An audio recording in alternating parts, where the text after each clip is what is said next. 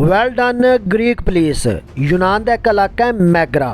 यूनान के अंदर कानून नाफज करने वाले अदारे और यूनान की पुलिस ने मैगरा के अंदर मुख्तलिफ मकामात ते छापे मारे, चंद घरां ते भी छापे मारे और दौराने चैकिंग जराइम पेशा अफराद नूं गिरफ्तार किया। यानी कि वो अफराद जिहड़े यूनान के अंदर बड़े एक तगड़े लैवल ते वारदातां दे विच मुलव्वस सन। उन्हां कोलों बड़ी मिकदार दे विच असला भी बरामद होया, बहुत सारे फोन भी बरामद होए, हत्ता कि बड़ी मिकदार दे विच उन्हां कोलों पुलिस ने गोल्ड भी बरामद किया।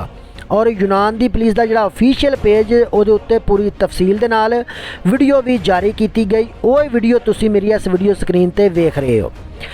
यूनान मुकीम तमाम तारकीने वतन समेत जिन्ने भी यूनान के अपने लोग ने यानी जेडे यूनानी ने वो भी इस बात तो बखूबी वाकिफ ने कि मौजूदा हुकूमत यूनान ने ना बस तारकीने वतन के बारे ही सख्त कवानीन मुतारफ करवाए ने, बल्कि अगर इन्हां दा अपना भी कोई फर्द किसी जराइम दे विच किसी भी क्रिमिनल रिकॉर्ड का हिस्सा होएगा ਉਹਦੇ वास्ते भी बहुत ज़्यादा घेरा तंग कर दिता है मौजूदा हुकूमत ने। और यूनान दे विच बड़ियां सारियां हुकूमत आईयां, लेकिन जदों दी मिचो तक दी है मौजूदा हुकूमत आई है, इन्हां तकरीबन 100-90% तक जराइम ते काबू पाया है और बड़ी कामयाबी हासिल की है।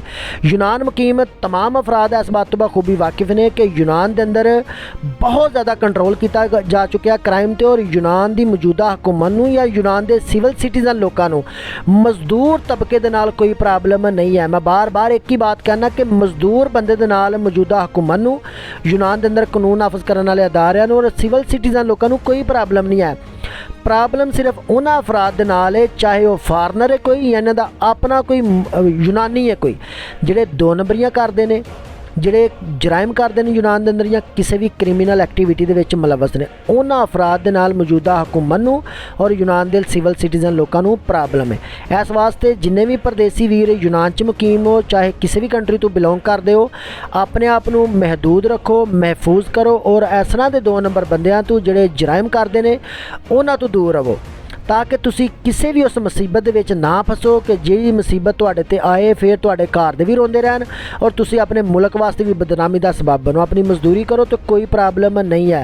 बाकी अल्लाह ताला की ज़ात तमाम नूं अपने हिफ्ज़ो ईमान च रखे। तुहाडे सारिਆਂ दी मुहब्बत दा बहुत ज़्यादा मशकूर हाँ। दुआवा याद रखियो। जज़ाकल्लाह खैर।